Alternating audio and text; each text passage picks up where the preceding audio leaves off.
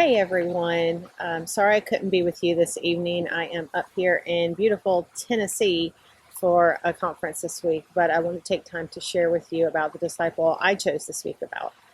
The disciple I chose to speak about was John. He's probably my favorite disciple too. John and his brother James, the sons of Zebedee, were also called the sons of thunder. And from what we know, John had somewhat of a fiery personality, which makes me think he may have had some red hair because, our family knows a thing or two about fiery tempers and all that, and assumed for red hair. But John was also very loving and very faithful. And the faithfulness and hope that John gives and what he wrote about is what speaks the most to me. I grew up in your stereotypical church kid family environment.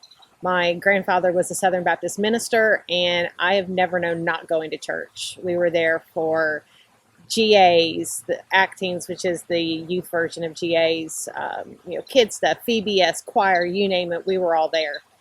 So my testimony really isn't something that has a big aha moment that led me to Christ, but it's been more of a, coming from the background, I have kind of a progression of where most of my testimony is after I became a Christian rather than before.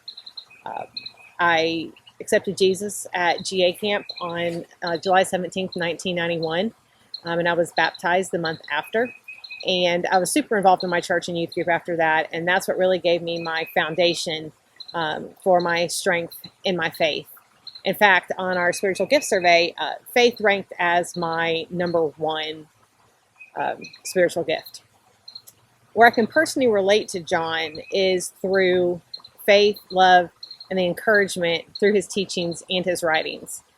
There are two significant moments in my life where that foundation and strength got me through.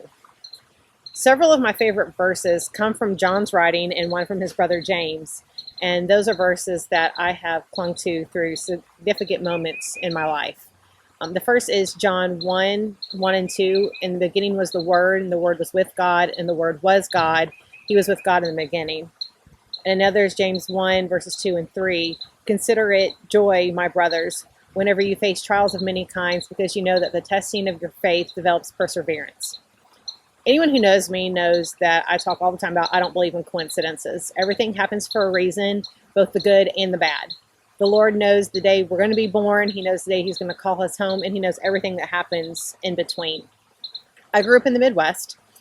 And when I was 16, in the middle of my junior year of high school, we moved from a small town that wasn't far from my grandparents, and I had been with people and friends I'd been with since elementary school, and we moved all the way over to Augusta, Georgia, knowing not a single person and with just a little of a year left in high school. And that was the first significant moment in my life where I really had to lean into that verse and God's strength and just the faith that there is a plan. And sometimes we just have to roll with it, to be honest. Moving halfway across the country when you've already started planning where you're going to college and what you want to do after is really hard. Of course, I also say, if you want to hear God laugh, tell him your plans. Because many times our plans are not his plans. And this was one situation that was true for me. It was hard, and it's one of those that you're basically starting all over. But I spent every night in prayer, just kind of praying over what God would, have for me now that we've moved here. And two verses that I live by in these situations wasn't written by John. It was Jeremiah 29:11 through 13. For I know the plans I have for you, declares the Lord, plans to prosper you and not harm you, plans to give you a hope and a future. Then you will call upon me and come and pray to me, and I will listen to you, and you will seek me and find me when you seek with all of your heart. Of course, we're going to face challenges. And as a 16-year-old, that was the biggest one I had faced yet. It's during those times that our faith grows stronger. And it really gives us the faith and the courage to face those obstacles that are going to come along the way. Another significant moment in my life where I really had to lean into my faith, sorry guys, was 7.5 years ago when my dad died unexpectedly.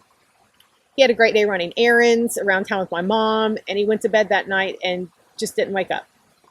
Of course, they say, this is how we all really want to go, is in our sleep, not knowing what's going on, but it's so hard for those of us that have been left behind. During that time, I leaned very heavily into my faith, and I had a great, church family that prayed on us and helped us through it, because there was one situation where, as the church says, you want to be cared for and counted on. We were truly cared for.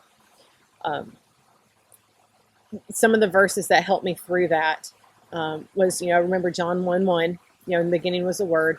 And another favorite of mine, Revelation 21:4, which was also written by John. He will wipe every tear from their eyes. There'll be no more death or mourning or crying or pain, for the old order of things have passed away. The Lord knew the day that my dad was born when he was going to call him home.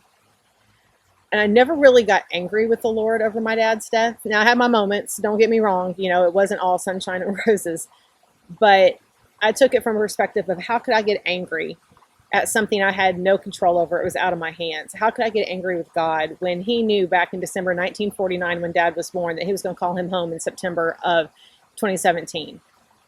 You can't get mad over God's plan. It may not be what you want, because I would love to have my dad here right now, but that wasn't the plan. And I can't get mad about that. I know that takes a strong faith and a strong foundation to be able to have that perspective. But I'm thankful for the years I had with my dad. He was a believer, and so I know where he's at.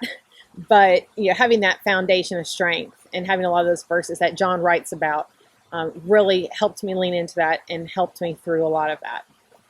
John wrote a lot about love, faith, courage, and strength, and there's all things I've had to lean into in different facets of my life. Leaning into faith and knowing God has a plan is what really helps Christians stay strong, and it keeps us going through the rough patches, knowing that there is a reason this is happening and there is going to be glory coming out of it. If you've not had a chance to study John, I really encourage you to. He has a lot of great writing, and it gives you a lot of courage and hope to face trials you may go through in uncertain times, and trust me, you won't regret it. But thanks.